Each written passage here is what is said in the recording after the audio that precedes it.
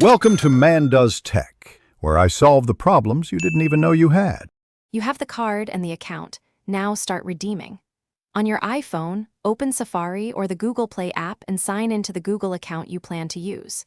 Once signed in, tap the profile icon and choose Redeem Code to begin entering the 16-character card code. Make sure your Apple payment method is not used. This adds funds to Google Play, not to Apple. Proceed immediately to entering the code so the balance posts to the right account. Enter the 16-character code carefully. You can copy-paste from an email or type using the numeric keypad for clarity. After submission, Google Play will confirm the amount and the account it's adding to, verify the region and currency match your Google account settings so funds are usable. If prompted, complete any additional verification steps like password entry or two-step authentication. Once you see the success message, check the Google Play. Now use the credited Google Play balance to make purchases on Play services.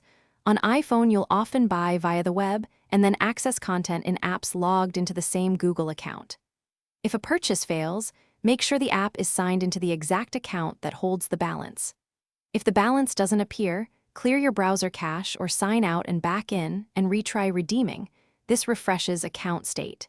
If problems persist, contact Google Play support with your card details.